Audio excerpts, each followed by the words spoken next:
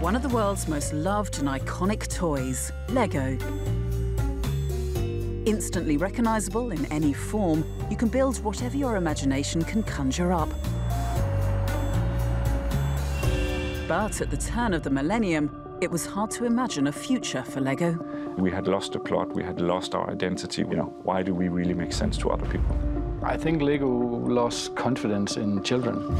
A company just one bad decision away from bankruptcy. The company was bleeding cash. Everybody was scared every time we were told there would be layoffs. Maybe there's no Lego tomorrow. Every brick, all 200 billion of them, is conceived here, inside Lego's top-secret HQ. So we'll now enter a production module. And we've been given rare access.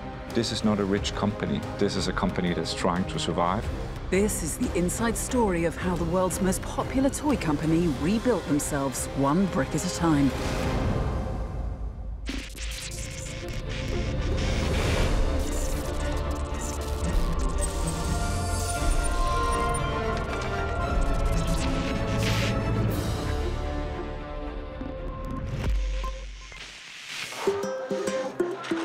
Lego. Everybody loves it. The small plastic interlocking brick has captivated and inspired generations of children. Billions of new pieces pour out of the Lego factories every year. Divided equally, there's now 100 bricks for every man, woman and child on the planet. It's a juggernaut, not just in the toy industry, but also in games, entertainment and, most recently, Hollywood films. Crank up those subwoofers, dude. And check this out. In 2014, the minifigure made his successful debut on the big screen. Yes, that's me. And in the process made almost $500 million US at the box office. In the words of the lovable lead character himself, Awesome! Everything is awesome. Oh my gosh, I love this song. It's cool when you're part of a team. But rewind nearly 2 decades earlier, the company had just posted its first ever loss, and thousands of staff were made redundant. The future of the brick was anything but awesome. So what went so horribly wrong? And how did one man's thinking save Lego from almost certain destruction? The farmlands and forests of Billund in central Denmark is the last place you'd expect to find the headquarters of a multinational company. But this is the nerve center of Lego, where every crucial decision is made. Lego have opened their doors for us and given us rare access to the inner workings of the company. And the iconic brick is quite literally everywhere. This is Kjeld Kirk Christiansen, the current owner of the Lego Group. That's the really classic Lego brick, which he also has in his hands. The very core of this company since the late 50s. I actually always keep 6 red 2x4 Lego bricks in my pocket. If you have these 6 bricks, you can combine these in 915,103,765 different ways. It's not the brick that sets the limitations. It is your own imagination. Christian Hauger is in charge of preserving Lego's history and culture, all of which is stored for safekeeping in the basement. So this is what we call memory lane, and we have down here almost all sets that we have released since the mid-60s until today.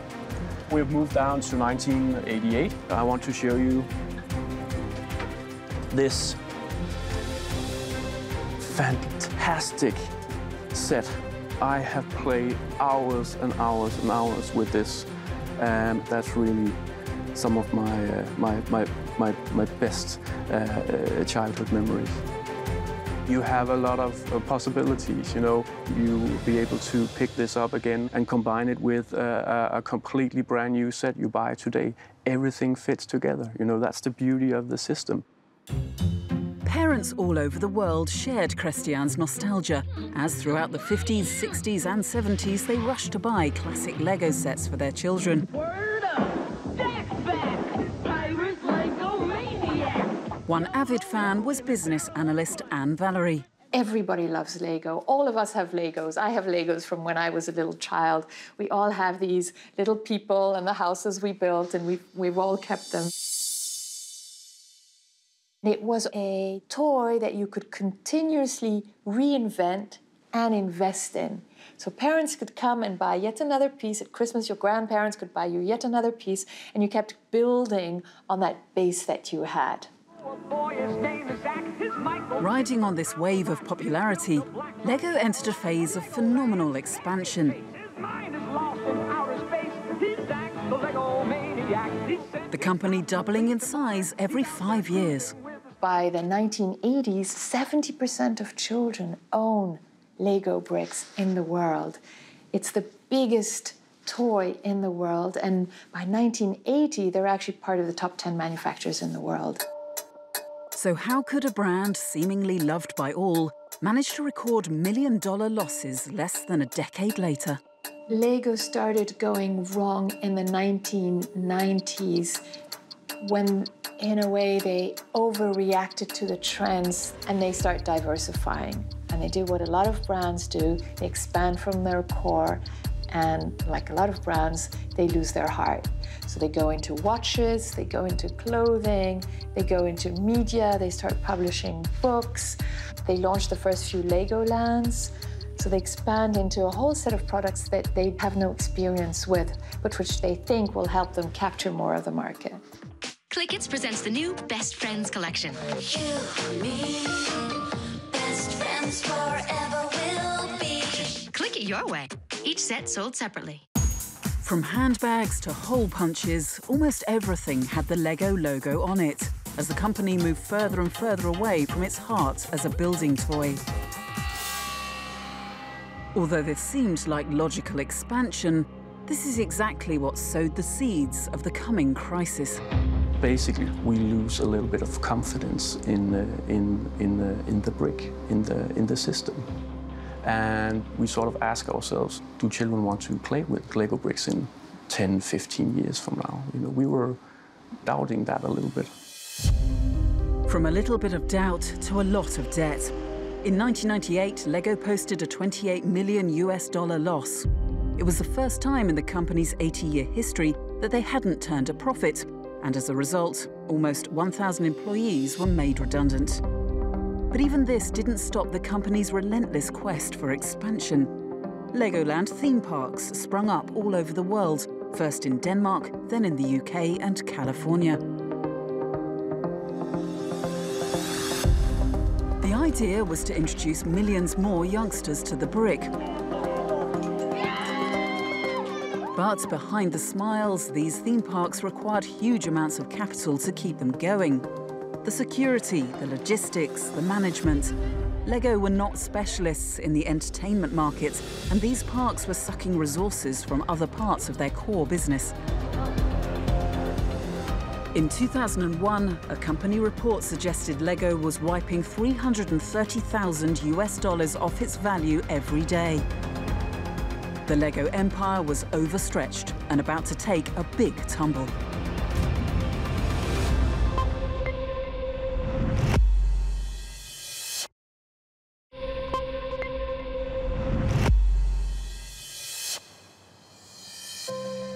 By 2000, the toy of the century was in disarray. Lego had confused growth with success, stretching their brand so wide it was at breaking point. In Denmark, Jan V. Knustop, who had joined the Lego ranks as a junior consultant in 2001, immediately recognized these problems. Lego had either expanded too much or expanded too much too fast. And with that comes a confusion about what the brand is all about. One of his first tasks was to find out why Lego was losing so much money. And I just felt that my responsibility was to try and collect input from everybody, customers, colleagues around the company, utilizing my networks to try and build as an accurate representation of the reality as the world saw it. He spent months sleuthing in every part of the organization, and the plucky 33-year-old wasn't afraid to tell it like it really is. The company sort of lost the plot, the identity, is no longer so strong. The understanding of what this company is all about and why it exists is less clear. As the humble Lego brick was going through an identity crisis, the rest of the world was experiencing a digital revolution. A new, louder, trendier toy was vying for prime spot in children's lounges and bedrooms. This Christmas you can buy another toy, or you can buy this, the Sega Master System of Entertainment. By the late 90s, the digital gaming age had well and truly arrived. High-end video games consoles were readily available to play in the home. PlayStation and Nintendo targeted younger kids with aggressive advertising strategies. When I wanted something for my Nintendo 64. And they succeeded. The traditional toy market stagnated, and it caused Lego to panic. I think Lego lost confidence in children. There was a feeling that kids had changed from where we came from maybe in the 80s. That kids wanted to be more cool all the time and play video games and be outside on a skateboard with a ghetto blaster on the shoulder and didn't really want to play with Lego. There was a big fear at the time. Henrik Andersen joined Lego over 20 years ago. Since then, he's designed some of the most successful and iconic Lego sets. None more so than the Lego City range. Based on everyday life, ambulances, trucks, fire stations, schools, its simplicity and realism made it one of Lego's longest-running and profitable sets. It's actually the biggest box I ever got as a child. This is the first Lego City airport, and I played a lot with this model. When I opened this box for Christmas that year, I think it's the only time I've ever screamed when I opened a Christmas present because I was so surprised to get this. It had all the new cool elements. It was a whole new product line. So it was just amazing. It was much more than I hoped for. I've always known I wanted to be a Lego designer. We went to Legoland every year, and I think every single year I explained to my mom and dad that I wanted to work for Lego. But now, compared to the astonishing new technology video games had to offer, Lego was made to seem old-fashioned. In a drastic attempt to appeal to the video games generation, the Lego City range was scrapped. It was replaced with a stronger, masculine, all-American crime-fighting hero. Enter Jack Stone from Lego. He saves the day using the most advanced weapon in the world, his brain. Back in the basement, Jack Stone is one memory Lego is not so keen to dig up. We have, for example, some Jack Stone. He was a new character we came up with who is sort of supposed to be this hero, catching bad guys as well as putting out a fire, you know, and in hindsight, maybe he wasn't sort of that relatable. The biggest mistake was replacing the minifigure with a new figure, which was bigger and less versatile. They tried to give him more personality by adding shoulder pads and muscles to his arms, and in my eyes, that did not really work. I think it was so far off the design principles that I believe were the right ones, was not normal for Lego. The normal Lego design principles Henrik longed for have their roots in the very early days of the company. Right back to before the plastic brick, to a time when all Lego toys were wooden. It all started 100 years ago with Ole Kirk Christiansen. He was a carpenter, but then because of the Great Depression, he is forced to sort of abandon his trade simply because he loses all his customers. They cannot afford to buy his services. So he needs to steer his company in another direction, and that leads to a production of wooden toys. So in 1934, he decides to create a new name for his toy producing company. And he plays with the two Danish words, leg godt, which means play well. He sort of takes the first two letters of each word, puts them together, and there you have it, Lego. By name and by nature, the mantra, play well, came to encapsulate Lego's quest to create high-quality children's toys. And Ole Kirk Christiansen would not compromise on this, or so the old story goes.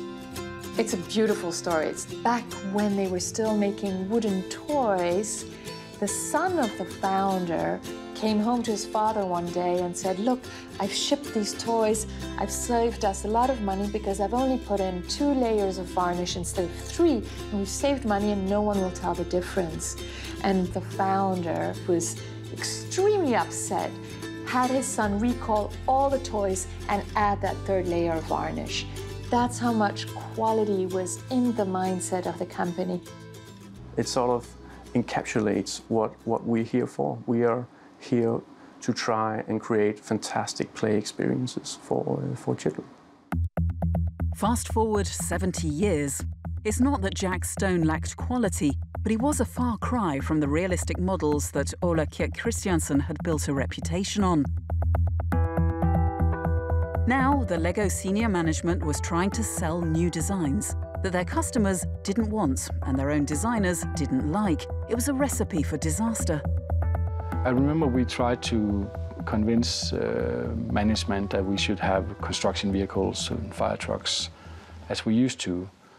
They didn't really believe that that would be a big hit. I felt a bit uncomfortable being a designer in that period. We were a small group trying to reignite LEGO City from the 80s and 90s in this world of computer games and skateboards and Jack Stone. It was a bit of a struggle. If the designers themselves were struggling to get excited about the sets, imagine how the fans felt about them. In 2002, sales fell by 28% in Asia.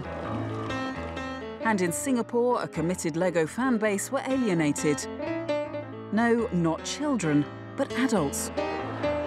Affectionately known as AFOLs, adult fans of LEGO, Titan Creations is a community of Singaporeans who love building with the brick. To a very professional standard, of course. This is as close to the real thing as you can get using LEGO pieces. And a set like this, it will easily cost about close to $600. It consists of 2,700 pieces, and it will take about 50 hours at least for an expert modeler to actually build this. You kind of get into a zone that you will forget about eating, sleeping, anything that will disturb you from completing this set. Ivan's model will take centre stage on display at the local LEGO store, and it's already attracting some attention. It works like a real car. You can touch the steering wheel. It moves left and right, like that, as you move the wheel. The accuracy of the model speaks for itself. It's not only a toy for kids, it's also something that the adults will take it as a display set. So what did this superfan think of Jack Stone and LEGO's products in the 90s? I didn't buy any of the sets during that period of time. The main reason is I really couldn't connect with the sets. They do not focus on the brick itself. LEGO is really about building blocks, but during that period of time, they actually create a lot of new parts that are not what fans are used to. That's also why there's a huge gap between fans and the sets being designed. By February 2003, massive retailers such as Toys R Us were choking on a backlog of unsold LEGO sets. Back in the Danish HQ, Jan V. Knustop's fact-finding mission was uncovering some harsh truths. He heard directly from LEGO's top retailers. They felt we had lost edge and we couldn't deliver on time. Inventory turns were too low. So in other words, they kept LEGO because they liked it and they felt it was important for them to have that in their stores, but they didn't really make money from it, so it's not something they were betting on. By October 2003, Knustop was ready to present his research paper to the board of executives. He was prepared to put his career on the line by telling the board that the emperor had no clothes. I sat down and wrote this memo, and actually I started, the first line of the memo was that the most important principle in business is to face reality and see it as it really is. It was a very severe implication. The paper predicted that the company's economic circumstances were a lot worse than they had been seen as before. This pessimism was shared by the company's designers. They would say that maybe there's no Lego tomorrow. The whole mood of the company and all the staff, it was not good. Everybody knew what was going on, and everybody was scared every time we were told that there would be layoffs. You know, the paper claimed that the company would do even worse in 2004 than 2003, and that every day since 1993 up until and including the year 2003, the company had not created any value. Lego was very close to bankruptcy. The company was bleeding cash. Before the meeting, the chairman called me and he said, "I've read your paper 3 times. Are you really serious?" Inside the boardroom, the most important meeting in Lego's history was about to take place. Some members of top management said, "This is not really how we see things, and we think his predictions about the future are wrong." There was a sense that my eagerness to sort of portray reality that was probably a bit naive about how the paper would be received, and that, of course, could have consequences. At one point, the chairman said, "Let's not kill the messenger," but asked me to leave the meeting. I remember walking out of the building. I just called my wife and said that this may be my last day with the company.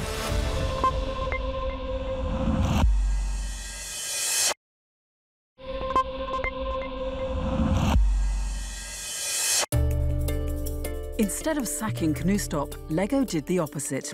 In October 2004, they gave him a huge promotion. He was appointed CEO.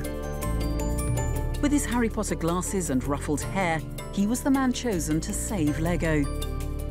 He took the reins of a company in a critical situation. In the previous 12 months alone, Lego sales had declined by 40%, and their bank accounts revealed over $800 million in unpaid debt. Such was the size of the task facing him, many thought Knudstorp's appointment would be the death knell for Lego. The appointment was very risky. He was the first non-family CEO of the company. He was 35 years old, considered by the business community a rookie. A McKinsey-trained consultant, Knudstorp had no experience spearheading a global brand like Lego. And in a company used to keeping it in the family, he was an outsider, and the pressure was even more intense. There are a huge number of doubts you go through because, I mean, the thing is that, you know, with hindsight, it looks so abundantly clear what you need to do, but you're working on all of it concurrently. It's a messy process, you make mistakes, and, you know, maybe being young is easier. I had nothing to protect, I had no career to protect, you know, I could go other places. There was, of course, some pessimism in the beginning because who was this guy and where did he come from? I remember from the first meeting with Jan V that he was much more down to earth and talking to us as, I would say, as humans, not as employees. Of course, nobody knew if he was able to do the task he was put in to do, but I think we all believed that this was the right guy. But despite his soft exterior, Knudstorp was prepared to make tough changes. First targeting the Lego offices, where he wasn't afraid to throw his employees out of their comfort zone. The culture had become such that they were not close enough to market reality. Lego had its own corporate jets, it had an environment with plenty of space, and while it created a great work environment, it didn't create a sense of urgency about survival.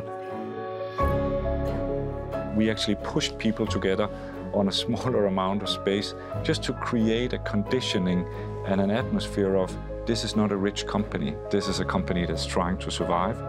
And we started putting data on the walls, and then suddenly the rooms were all about how's this company doing, and nobody could escape the facts because they were right there in front of you. Next, Knudstorp's attention turned to Lego's manufacturing plant, the engine room of the Lego brand. We are operation running 24 hours a day and 7 days a week, and every day we are producing 4.9 million bricks, so more than 125 million a day. Christian Brun is the general manager of this manufacturing plant. So we'll now enter a production module. After the material had been mixed in the mixer here, it's going through the molding machine, where it is heated up to about 300 degrees. Then it's injected into the mold.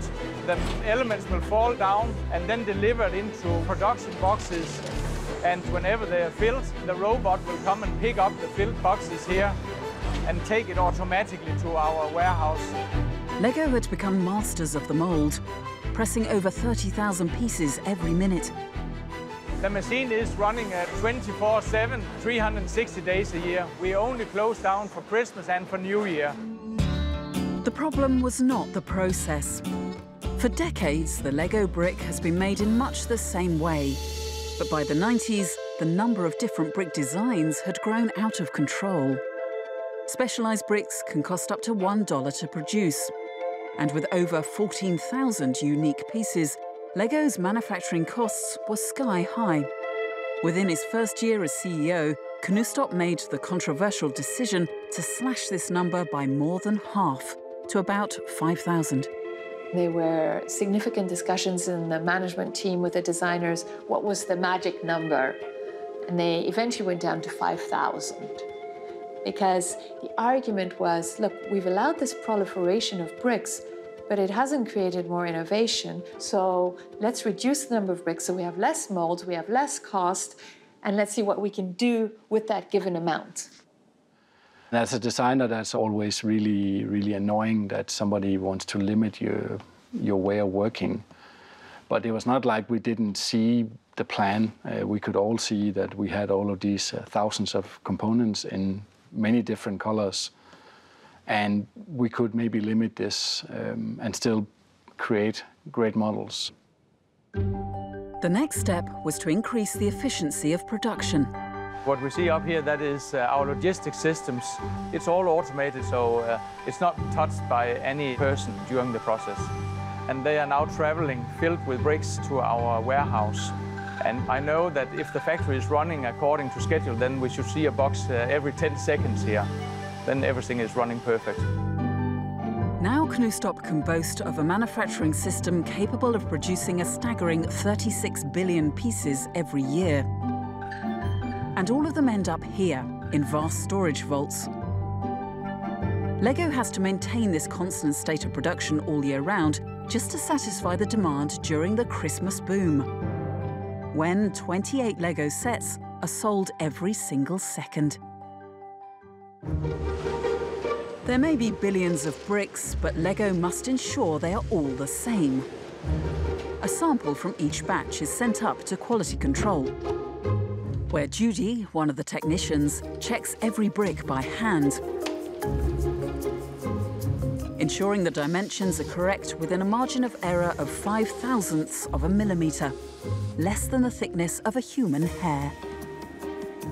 Så vi tester både længde, bredde og højde og bagtykkelse.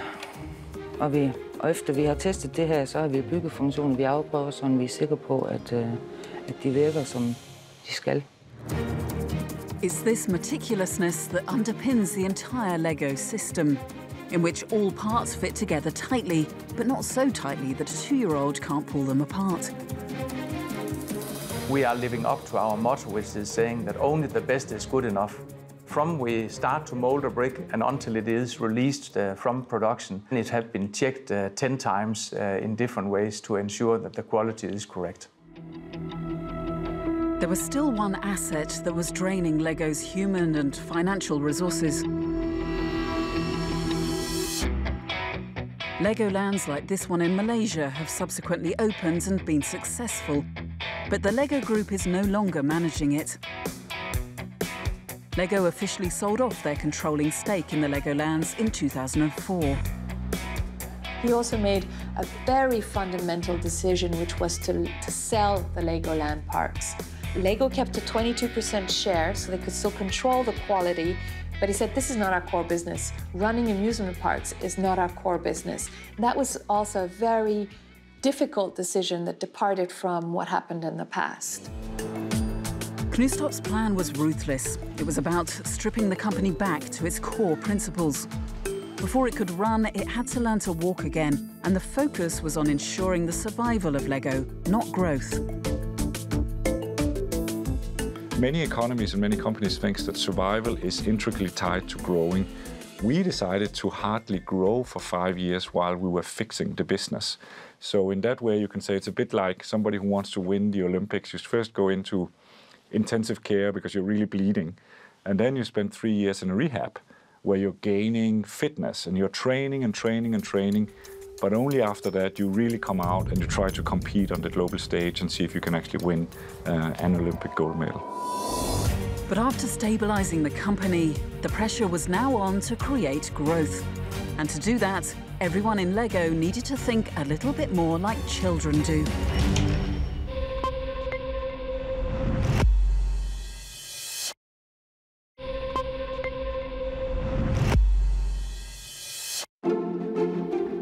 Staring $800 million worth of debt in the face, LEGO's CEO Knutstorp had ruthlessly cut every corner of the company. But now, LEGO was ready to grow again. His strategy focused on rediscovering the core of LEGO, and to help him, he turned to the customers themselves.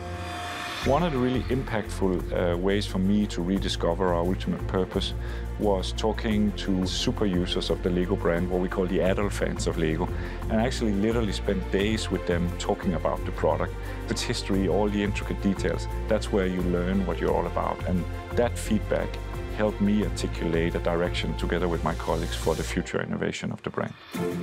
That means that people like Ivan, the super fan from Singapore, can inform and influence the LEGO sets of the future. You can actually have first-hand review for the sets for the local community. Yeah, so this is something that is very unique to LEGO. They have been very supportive in terms of growing the community, and they have also been providing direct support from Denmark itself. As a result, the AFOL community has flourished and grown into an invaluable resource for LEGO designers. At around 2000, there were maybe 600 AFOLs around the world. You fast forward to 2011, and there's 12,000. So that community grew, and they brought immense market research value to the company. Knutstorp went to extraordinary lengths to understand and meet customers' needs, not only listening to the fans, but studying them. He brought in psychologists to work with children to see how they play, to analyze emotions and look at joy and so on. He had his designers go and live with families with small children for a week to see how they played, what they played with, how they built and unbuilt, what they liked, to bring all of that data and that market insight back into the design process. Thinking, designing, building and rebuilding, this is the essence of why LEGO is so successful.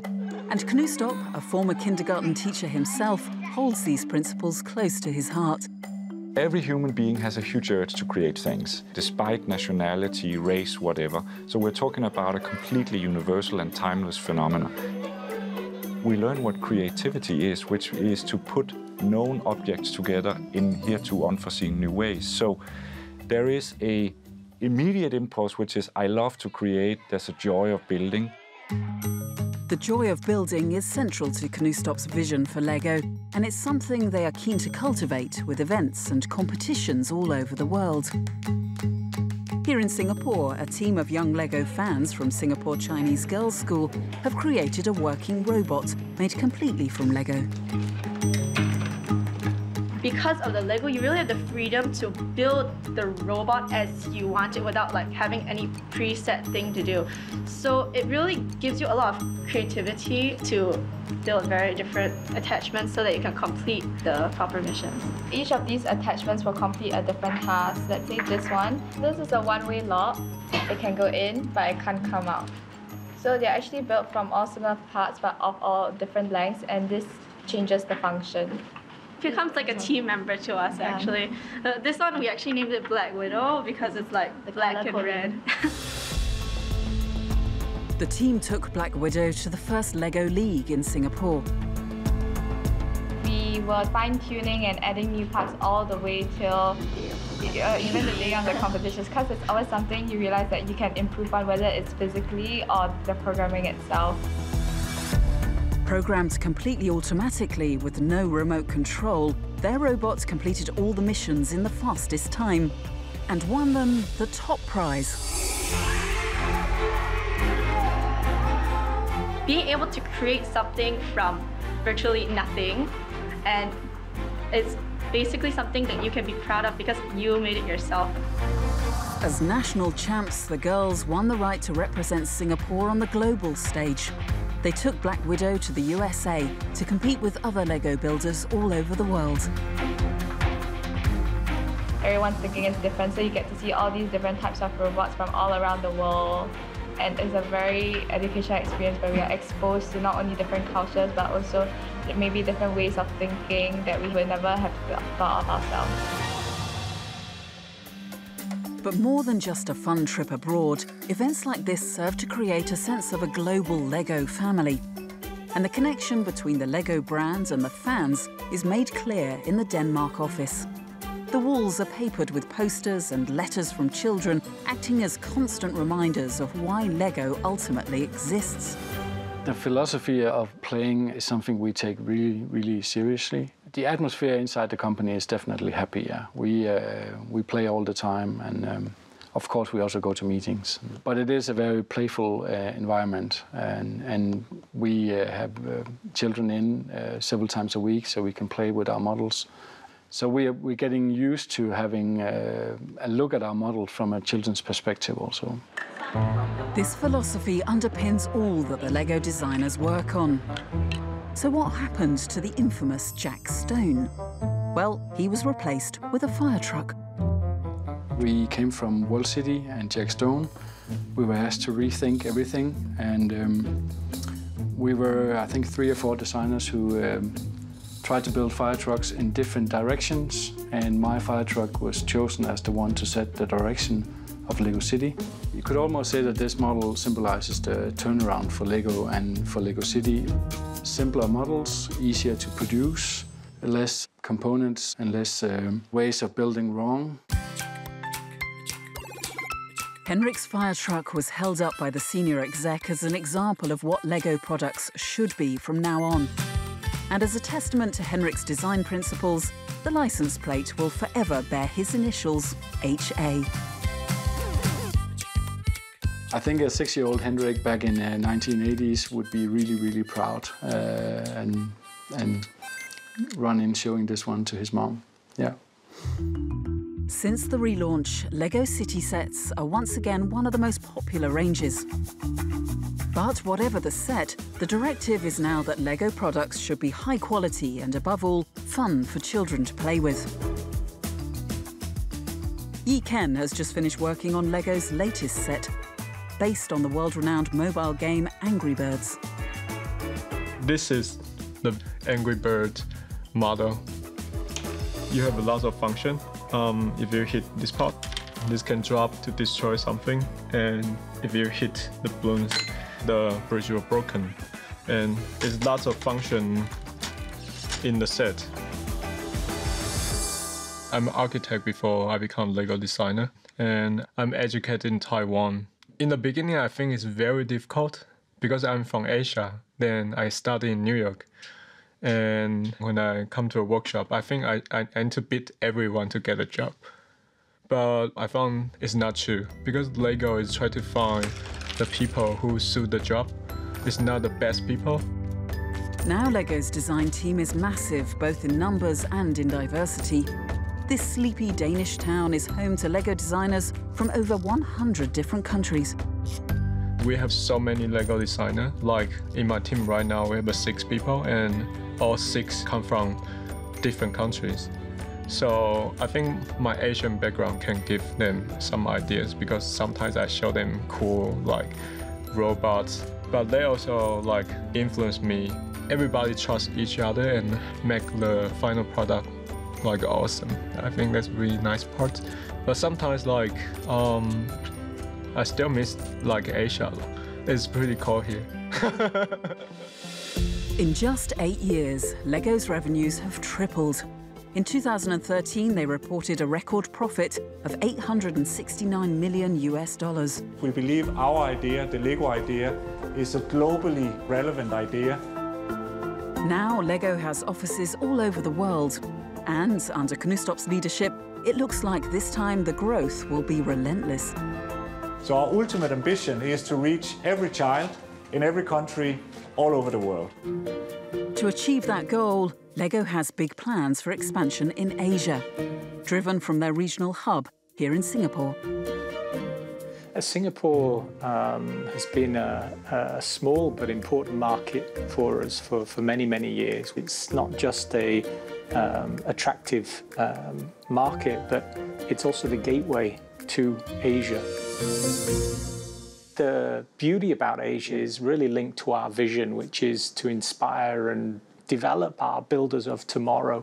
60% of the world's child population are actually located here.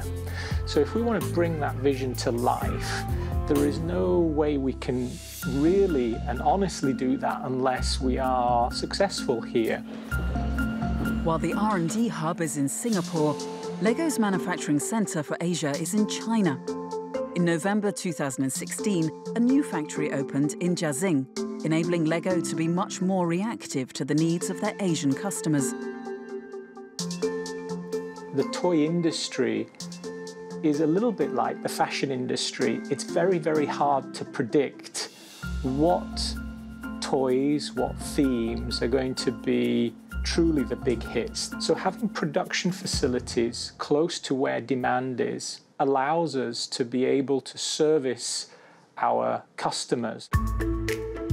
Once fully up and running, this new factory will supply 80% of the bricks to Asia, safeguarding LEGO's future in the region.